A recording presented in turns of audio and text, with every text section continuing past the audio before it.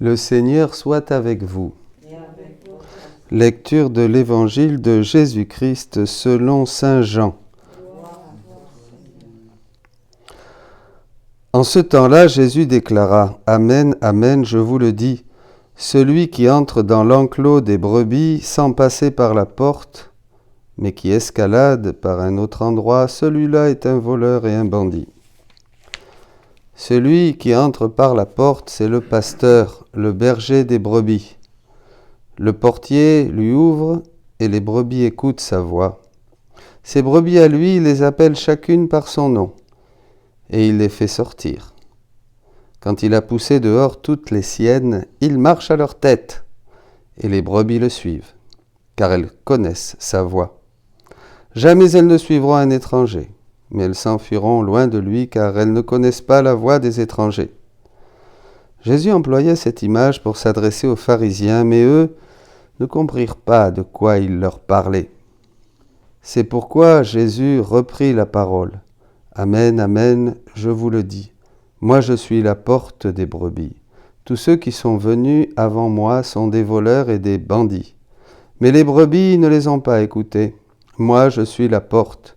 Si quelqu'un entre en passant par moi, il sera sauvé. Il pourra entrer, il pourra sortir et trouver un pâturage. Le voleur ne vient que pour voler, égorger, faire périr. Moi, je suis venu pour que les brebis aient la vie en abondance. » Acclamons la parole de Dieu. Louange à toi, Seigneur Jésus. Voilà, un bel évangile. On s'arrête un petit peu pour méditer, mes amis. Déjà dans la première lecture, Pierre franchit une porte. Pour un juif, manger des animaux impurs, il a vraiment fallu que le ciel se manifeste pour le dire, regarde, mange. Mais non, jamais, comment vais-je manger? Et ensuite, une porte aussi, puisque tous les païens, tous les gentils vont être inclus et, comme ici dans le texte, cette famille va recevoir le Saint-Esprit. Donc c'est beaucoup, c'est une porte. Et quand on découvre la divine volonté, j'écoute les témoignages des uns et des autres, on franchit une porte. C'est-à-dire on franchit une porte parce qu'on entre dans une autre dimension. Alors ça paraît un petit peu, c'est des termes un peu bizarres. On rentre dans une autre dimension, on entre dans une dimension du Christ, en qui sont enfermés tous les trésors de la sagesse et de la science. On entre dans le Christ, on entre à l'intérieur du Christ. Jésus le dit là aux pharisiens d'une manière très claire. Amen, Amen, je vous le dis, moi je suis la porte des brebis, tous ceux qui sont venus avant moi. Et alors, c'est vraiment Jésus la porte. Au livre 13, le 23 octobre 1921, Jésus dit à Louisa, sache que toute sainteté passe par la porte de mon humanité. Il y a des saints qui demeurent à la porte de mon humanité et d'autres qui avancent plus loin. Voilà. Les saints d'avant ont contemplé cette porte. Les saints d'avant se sont approchés de cette porte. Les saints d'avant ont contemplé l'humanité de Jésus dans l'Évangile et ont imité le Christ, pauvre, chaste, obéissant. Ils l'ont aimé, ils l'ont cherché, voyez, mais il n'était pas encore temps de rentrer à l'intérieur du Christ pour ne plus imiter le Christ selon le modèle, le témoignage qu'il nous donnait extérieur, mais l'imiter à l'intérieur, c'est-à-dire commencer à faire ce que la divinité faisait dans l'humanité de Jésus. Et ça, c'est le grand don d'aujourd'hui. Je suis la porte, dit Jésus. C'est pour ça que ce texte a une grande teneur prophétique, parce qu'il est pour ces temps. Il était aussi pour les temps de la Pentecôte, bien sûr, après la mort et la résurrection de Jésus, mais il est surtout pour ces temps parce que Jésus est la porte. Si on entre par lui, on est sauvé. Ça, c'est le salut, la grâce qui nous est donnée au baptême, la conversion et l'ouverture au don du Saint-Esprit. Convertissez-vous, faites-vous baptiser, vous recevrez le Saint-Esprit au début des Actes des Apôtres. Mais après, il dit, il pourra entrer, sortir et trouver un pâturage. Et ce pâturage, Jésus le dit plus loin ici, c'est la vie et la vie en abondance. Alors là, il faut s'arrêter. Parce qu'il s'agit d'un pâturage et d'une vie en abondance, une vie abondante. Donc là, on entre dans quelque chose d'infini. On entre dans la vie même de Dieu.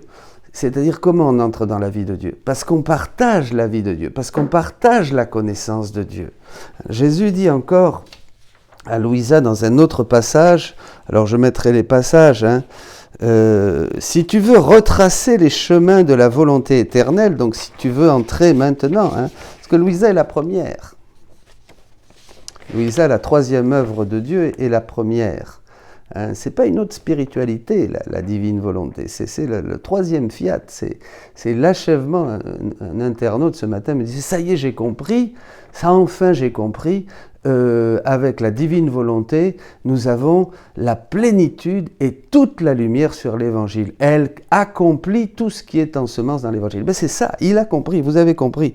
Je veux retracer les chemins de la volonté éternelle. Entre par la porte de mon humanité. Il n'y a pas d'autre chemin. Et les saints étaient vraiment sur ce chemin. Et ils nous y ont préparés. Nous, ouvriers de la dernière heure, on reçoit tout. Et on n'a pas fait les efforts qu'ont fait tous les saints avant nous. Voyez ? Eh bien, la porte, c'est le Christ. On ne peut pas aller à Dieu, on ne peut pas entrer dans le sein de la vie trinitaire si on ne passe pas par le Christ, par sa vie, qui nous pousse à mourir et à renaître. Et là, on entre dans la vie de la résurrection, cette vie nouvelle, et on obtient la version divine de notre vie. La version divine de notre vie, on la reçoit par le don que nous fait Jésus à sa résurrection. Voyez, il a refait toutes nos vies, il a refait la tienne, la mienne, voilà. Et cette vie, maintenant, elle est disponible, elle est toute refaite, une vie qui glorifie le Père, une vie de pureté, une vie de sainteté divine. Et cette vie, c'est la vie dans la résurrection, voyez. Alors, ça c'est très important. C'est la version divine de notre vie que Jésus-Christ nous a acquis par sa mort et sa résurrection. Et maintenant, par le don de la divine volonté qui en découle. Là, tu trouveras ma divinité. La divine volonté te rendra présent en état d'action tout ce que j'ai fait. Je fais et je ferai, autant dans la création et dans la rédemption que dans la sanctification. C'est ça la vie. La vie que Dieu nous donne, c'est sa vie divine. Et qu'est-ce que c'est sa vie divine? On se pose la question. Alors c'est quoi ça? Que c'est on est chatouillé, on sent quelque chose, on a une vision particulière. Non, c'est pas ça. On fait ce que Dieu fait, c'est tout. On agit comme lui dans la création, on agit comme lui dans la rédemption, on agit comme lui dans la sanctification. On participe à toute l'œuvre de Dieu. Comment? À travers des petits actes, en étant des hommes et des femmes. Voilà, en étant des hommes et des femmes. Tout est dans la foi, bien sûr. Vous voyez, mes amis, c'est extraordinaire parce que ça ne va pas changer la couleur de vos murs chez vous, ça ne va pas changer non plus les choses de la vie de tous les jours. Il va pleuvoir, il va faire beau, on va avoir chaud, on va avoir froid, mais nous entrons, vous voyez, dans une compréhension du monde créé, dans une compréhension de l'œuvre rédemptrice de Jésus-Christ et dans une compréhension de l'activité du Saint-Esprit qui achève toute sanctification. C'est ça qui est très important. Bon, voilà. Donc on entre dans la vie éternelle. On entre dans la vie même de Dieu. Il nous participe son agir. Nous sommes participants de la nature divine en agissant avec Dieu partout. Il nous fait des petits dieux. Il nous fait des petits dieux, voyez. Et alors, par cette porte de l'humanité, nous entrons dans la vie intérieure de Jésus, dans la vie intérieure, la vie dans la divine volonté, c'est la vie intérieure de Jésus et Marie. Nous devenons ipso facto, comme eux, des âmes victimes, des petits co-rédempteurs, des petits saints, des petits Jésus qui vivent de la vie divine. Voilà.